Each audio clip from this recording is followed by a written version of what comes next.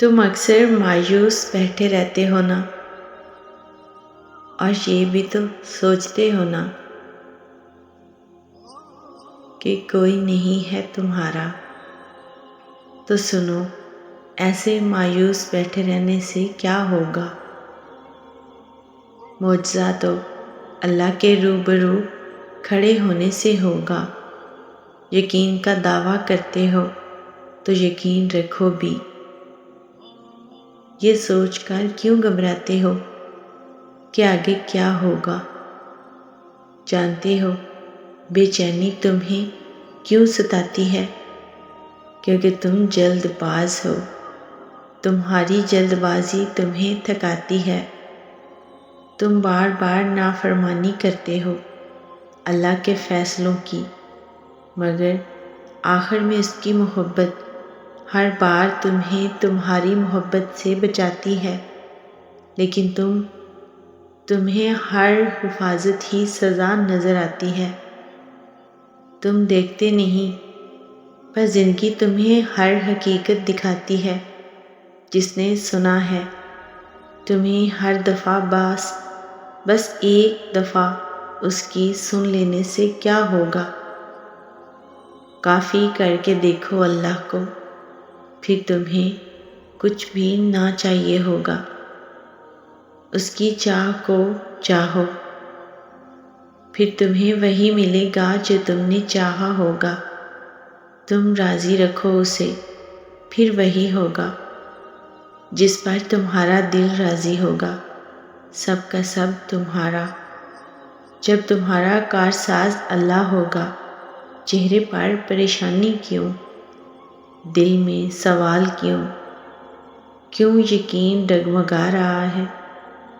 جو اللہ یوسف علیہ السلام کو مصر کا شہنشاہ بنا سکتا ہے،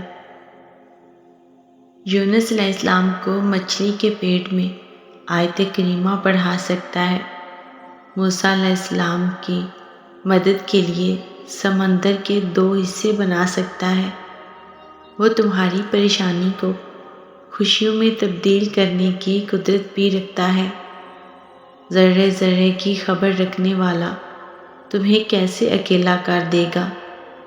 اگر اللہ کچھ محرومیوں کو ہماری ذات کا حصہ بناتا ہے تو بہت سی رحمتوں سے بھی تو نوازتا ہے۔ اگر وہ کوئی داستان ادھوری چھوڑتا ہے تو بہت سے قصوں کو ان کے پرسکون اختتام تک بھی تو لاتا ہے۔ زندگی اسی کا نام ہے، کچھ مل گیا تو کچھ کھو دیا۔ جو صبر نہیں کرتے وہ ہمیشہ بے چینی میں مبتلا رہتے ہیں، اور جو صبر کر لیتے ہیں اللہ انہیں اپنی چاہت میں سکون دے دیتا ہے۔ تو پھر کیوں ظلم کر رہے ہو خود پر؟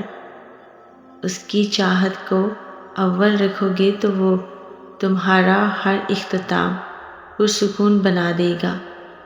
تم واقف نہیں ہو شاید، تمہارا رب تو ہر چیز پر قدرت رکھنے والا ہے۔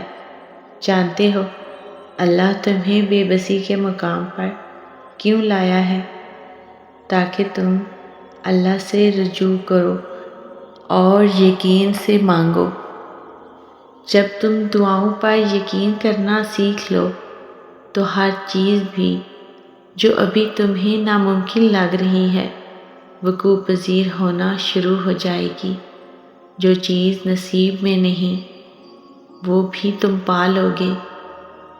وہ تو بس انتظار میں ہے کہ کب تمہارے لیے بہترین وقت آئے گا اور وہ تمہیں تمہاری من پسند چیز معجزے کے ساتھ تمہارے پاس لے آئے۔ دعاؤں کا مسلسل تمہارے لبوں کی تسبیح بن جانا اللہ کی طرف سے تمہارے لیے قبولیت کا ایک اشارہ ہے، اور دعائیں مانگتے رہو۔ اسے اپنے بندوں کے اٹھے ہوئے ہاتھوں کی لاج رکھنا خوب آتا ہے۔